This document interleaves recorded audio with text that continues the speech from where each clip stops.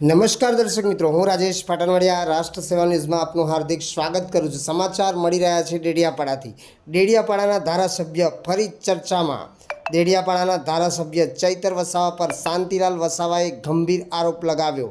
શાંતિલાલ વસાવા હોટેલમાં મેનેજમેન્ટનું કામ કરતા હતા। તે સમયે ચૈતર વસાવા હોટલ પરથી જમવાનું મંગાવતા હતા। ત્યારના પૈસા બાકી હતા તે માંગતા શાંતિલાલ વસાવાને મારવામાં આવ્યો એમ શાંતિલાલ વસાવાએ જણાવ્યું હતું। રિપોર્ટ મલેક મિનહાજ। મારો વ્યવસાય એ છે કે હું હોટલ મેનેજમેન્ટનું કામ કરું છું અને આગામી સમયમાં મેં 2018ની અંદર મેં યુક્રેન ગયો હતો અને ત્યાં પણ મેં હોટલ મેનેજમેન્ટનું કામ કરતો હતો।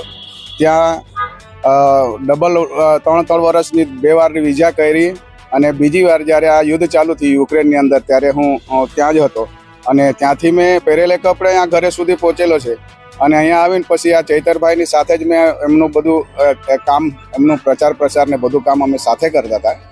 એના પછી મારી સાથે આવી રીતે ઘટના ઘટેલી છે। હું એક શિક્ષિત નવયુવાન છું અને એમની સાથે મેં ઘણા સમયથી મેં વ્યવહારથી વાત કરું છું। આજે એ લોકોએ મને ગુસ્સો દેવડાવવાનું કામ કર્યું છે કે મારા નીકળતા પૈસા મેં બિલ માંગણી કરી, એમાં એમ ફોન કાપે, ઘડે ફોન કાપ્યા કરે તો મને સારું નહોતું લાગતું અને મારું મગજ ઓલરેડી મેં યુક્રેનની અંદર મેં કરોડ રૂપિયાનો સામાન ત્યાં છોડીને આવેલો છે।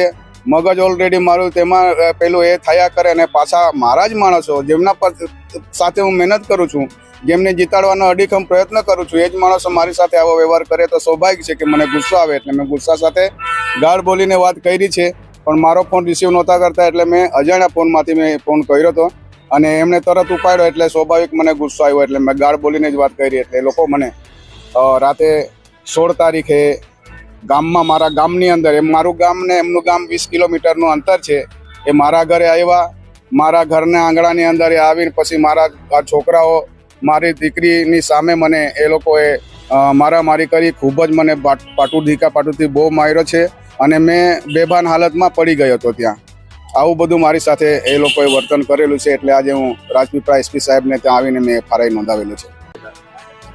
પૈસા મારી હોટલની અંદર જે ચૂંટણી પ્રચાર માટે ચૈતરભાઈના જે નેતાઓ આવતા હતા, બીજા બહારથી જે આવતા હતા, એ નેતાઓનું જમવાનું બિલ બાકી હતું અને એ જમવાનું બિલ મેં અવારનવાર એમને યાદ કરાવ્યું, મને આપી દો સાહેબ, મને આપી દો। મારા પર પરિસ્થિતિ બહુ ખરાબ, આમ મારા 1,28,000 રૂપિયા જેવું નીકળતું હતું, પણ એમને મેં પહેલાં કહી દીધું તો મેં પ્રચારની અંદર વાગરા એમના માટે જ કામ કરતો હતો। પણ એના 1 મહિના પહેલાં મને પૂછ્યું કે કેટલું બિલ છે શાંતિલાલભાઈ, તો મેં કીધું સાહેબ 50-60 હજાર રૂપિયા હશે। તો એમણે એમના મગજની અંદર 50,000 ફિટ કરીને રાખ્યા, તો એમ કહે કે તે દિવસે તું 50,000ની વાત કરતો હતો ને આજે વધારે બિલ માગે છે, એવી રીતે મને વાત કરીને પછી એ કે હવે બિલનું નહીં પૂછવાનું। મારા ઘરનાએ કીધું ચૈતરભાઈ તમે બિલ અગર તમે આપી દેતા તો તમારી સાથે ગાળ બોલાવાની કંઈ પ્રશ્ન જ નહોતો પડતો। તો એમને કહે કે ના, તો હવે બિલ નહીં આપું અને તમારાથી થાય તે કરી લેજો। આવી રીતે મારી ઘરનાની સાથે પણ મારી વાઈફની સાથે પણ આવી વાતો કરતા હતા। કાર્યવાહી માટે અમે સીધા રાજપીપળા એસપી કચેરીમાં આવેલા અને એસપી સાહેબને જ સીધી ફરિયાદ કરેલી છે, કેમ કે લોકલની અંદર તો એમનો બહુ દબદબો છે। એ માણસને આટલી મહેનત કરીને અમે ઉપર લઈ ગયા તો એ માણસ અત્યારે હવાની અંદર ઉડે છે અને એમ સમજે છે કે હું જ ડેડિયાપાડાનો રાજા છું અને મારા સિવાય બીજું કોઈ જ માણસ નથી। એવી રીતે એવું આ મારી સાથે વર્તણૂક કરે છે। આ દવાખાનાની અંદર મેં પ્રાથમિક સારવાર લીધી છે અને અમે સીધા કાલે સારવાર માટે ગયા હતા અને આજે અમે રાજપીપળા એસપી કચેરીમાં અમે ફરિયાદ માટે આવ્યા છે અને અહીંયાથી જઈને અત્યારે પણ મારા છાતીના ભાગની અંદર દુખાવો ચાલુ છે, એટલે હું અત્યારે પણ દવાખાનાની અંદર સીધો હમણાં હાજર થવાનો છું। એમની સાથે જે લોકો હતા એમને લગભગ મેં જેટલા બી ઓળખું છું એમનો મેં FIRની અંદર ઉલ્લેખ કરેલો છે અને જે લોકો વધારાના એમણે ઉશ્કેરી લઈ આવ્યા હતા એ લોકો અત્યારે મારી સામે આવે તો હું ચહેરાથી ઓળખી